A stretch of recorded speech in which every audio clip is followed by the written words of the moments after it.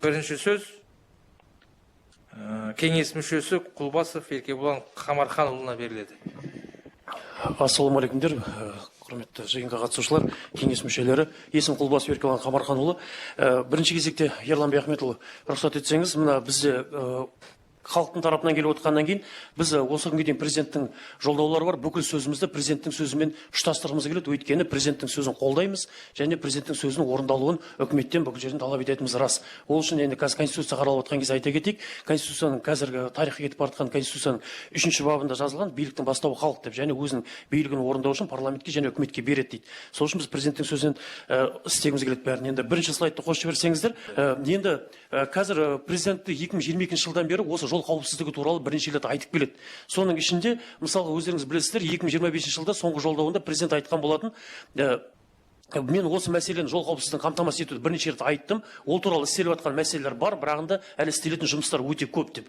Енді және президенттің өзінің тағы да жолдауларының барысында және кеше құрылтайда айтқаны, мына көлік логистикасын хаб болуымыз керекпіз, бүкіл әлем қарайтын сондай үлкен жол болуымыз керекпіз дейді. Енді сол үлкен жолдарда, мысалға қазір кешегде біз бүкіл әлеуметтік желілерден және де мына жолдарға шығып, көптеген Қазақстанның әрбір жерін аралап, біраз мәселелерді көріп келдік. Соның бірі де бірегейі, мысалы халықтың ішінде жауыр болған мәселе, ол жолдың сапасы туралы. Енді бүгін жолдың сапасы туралы, енді жолдың сапасында біраз істеліп жатыр, жақсарып жатқан жайлары бар, көп бағыттарда істелді.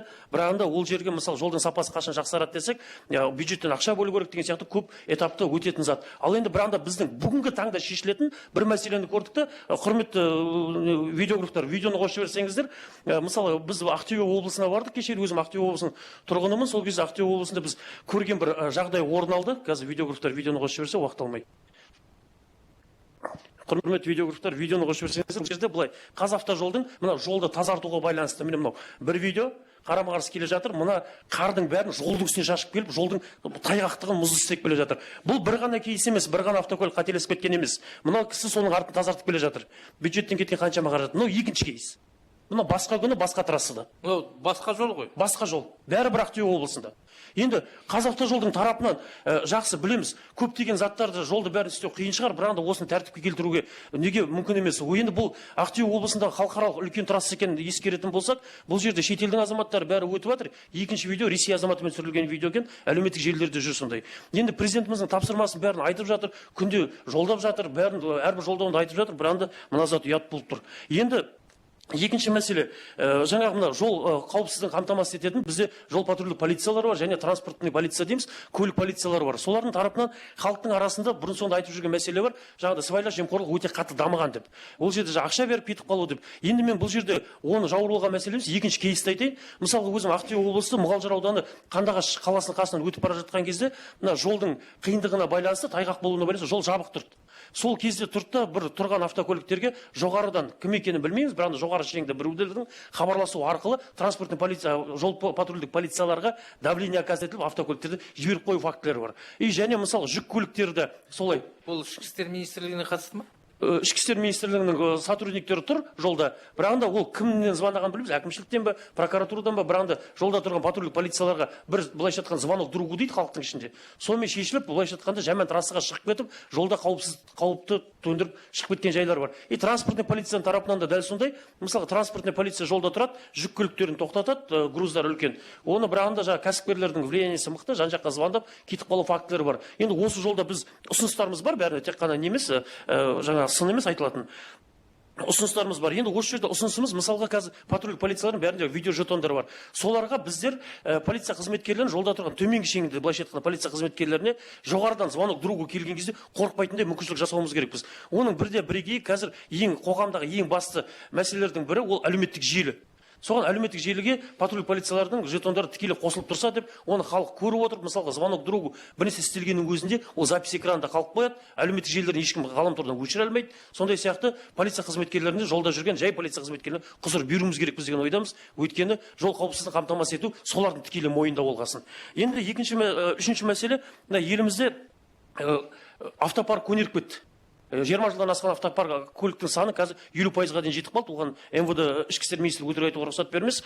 Енді осы автопаркты жаңарту жолында президент 2022 жылы өзінің жолдауында және кеште құрылтайда бәрінде айтқан болады, автопаркты жаңартуымыз керек, біз ертең үлкен логистический хаб болған кезде бізге логистиканы істейтін жақсы автокөліктер керек. Бір, екіншіден, шетелдің автокөліктері өтіп бара жатқан кезде оған біздің көне автокөліктер барып соғысып жатса, ол өзіміздің еліміздің имиджіне де және логистикалық жолына да кері әсерін тигізетіні рас. Сол үшін 20 жылдық автокөліктердің көбейіп кетуіне себепті біздер ішкі істер министрлігінен сұраған болатынбыз, хат жібердік. Ол кісілерде ондай есеп жүргізілмейді екен.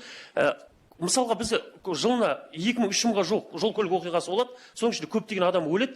Бірағында ол жол көлік оқиғасы не үшін болып жатқаны, қалай қарсы жолақ бетке шығып кетті дейді. Не үшін шығып кеткенін туралы зерттеу жоқ.